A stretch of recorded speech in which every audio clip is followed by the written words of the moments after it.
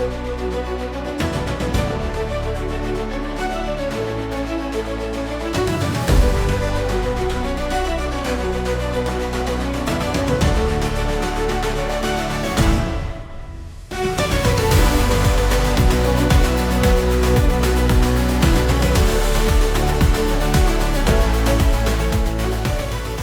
मोनथिगौ थांनाय दाननि गेजेरावहाय जोंनि दुलाराय आसामावनो एबा खर'सा आसामावहाय मोनसे गेदेर जाथाय जानानै थांदोंमोन मिथिंगायारि जाथाय दैबाना बे दैबानानि सायावहाय बर' बाप्टिस्ट कनभेनसननि नोजोर आरो सानस्रिया मा जों बर' बाप्टिस्ट कनभेनसन हिसाबै थांनाय 19 जुलाइ सानखालि जानाय जि दैबाना आपार आसामाव बे दैबानानि सायाव गोबां सावरायनानै जों गासै रायजो राजाखौ जोंनि गिर्जाफोरखौ लानानै बे बर' बाप्टिस्ट कनभेनसननि 197 गिर्जाफोरखौ लानानै जों सावरायनानै बेयाव अनसुंथाइ होनायनि जि सिद्धान्त बेखौ लाना फैबाय आरो लाना फैनानै जोङो ओरैहाय सार्भे खालामहोबाय सार्भे खालामनानै जोङो बे ओनसोलनि जेराव बांसिन गाज्रिसिन जाबाय जेनेबा शिबसागर सराइदेव जरहाट गलाघाट आरो बिनि गेजेराव नेपालि खुथि होनाय जेराव गोबां मानसि गामिनियानो थैजोबफ्रामबाय बे गामिसिम सहैयाखैब्लाबो बेनि खाथिनि गामिफोर जेफोर बामोनपुखुरि मनाइटिं सेलें पथार लिगिरि पुखुरि लक्ष्मीजान नायजुक बिहुबर कलमनापुरि सापरि गासैदों प्राय 7टा गामिनि 200 जन परियाल जायखौ नांथारगौ बे 200टा परियालखौ लानानै जोङो गासै जोङो 13टा आइटेम जेनेबा बेयाव बुस्थु हिसाबै जों होबाय बेडशीट मस्किट' नेट टावेल आरो आइजोफोरनि गाननाय माग आरो सार्फ सप आरो बिदिनो प्लेट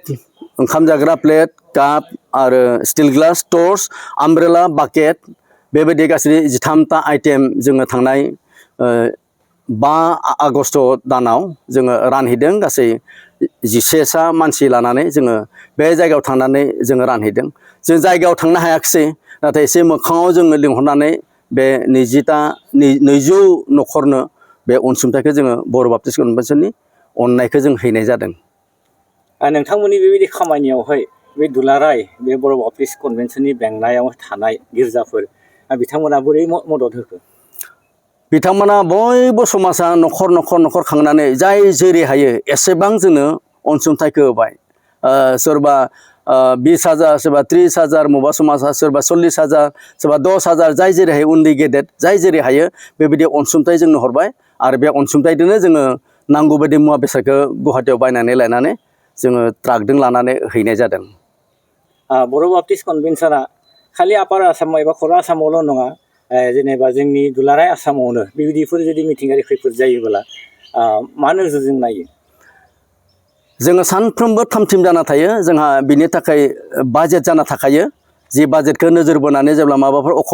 अलखद जायो मिथिंगायारि जाथायफोर जायो जों हरखाबै जोङो रायजो राजाफोर लानानै रायज्लायनानै जोङो फान्डखौ कालेक्ट खालामो आरो बेबायदिनो जोङो खामानिखौ मावो जों सिगांबो मावबाय थादों उनावबो मावबाय थागोन जों बिदि मावलांबाय थागोन समाज सिबियारि हिसाबै जों मावलांबाय थागोन खारन जोंनि बिबिसिनि जि मेइन मिनिस्ट्रि बे जाबाय मानसि अननायनि मिनिस्ट्रि सार्भिस टु मेन बेनो जोंनि मट' आरो बे हिसाबै जोङो अनसुंथाइनि खामानि मानसि अननायनि खामानिखौ जों मावनो जोबोद मोजां मोनो आरो जोंनि समाजफोरा जोबोद आवगायबोयो मावनो थाखाय नोंथांमोना बे खर' आसामाव थांनानै जे दैबाना बेनि हालोदखौ बोरै नुहैखो जों थांनानै आंबो सिगांनिफ्राय बे खामानिखौ मावबोबाय थादों सासे रिलिफ अफिसार हिसाबै नाथाय बेबायदि वर्स्ट दैबाना आं लाइफआव नुफेराखै जोबोद गाज्रि जेखौ थांनानै जों नुहैदों जेराव मानसि थानोनो हाला न'माफोराव जों बेबायदि नुहैदों आरो गाननाय जोमनाय बिथांमोना गांसेबो गैखाला गासैखौबो गारजोबनो नांबाय लामा गारना दोनदों दाबो थांबा नुहैयो गासैबो जि जोम कुसनफोरा लामा गारना दोनदों आरो बेखौ गारनो जायगा गैयि जाना दङ बेबायदि रोखोमनि दैबाना एफेक्टेड ओनसोलाव जों नुवाखै आसामाव बेनो आंनि लाइफआव प्रथम होननानै आं बुंनो सानो आरो बे जों बयबो बुङो बे बाथ्राखौ नुहैनायफ्रा नोंथांमोना जेसेबांमानि मदद होबाय बे थोजाफा नङा बिथांमोना न' लुनाय उनाव संसार जालांनायनि जा सम्पति आरजिनो गासैबो धंस जालांबाय बिनि उनावहैबो नोंथांमोना माबाफोर बिथांमोननि सायाव आरो माबाफोर सानगोन नामा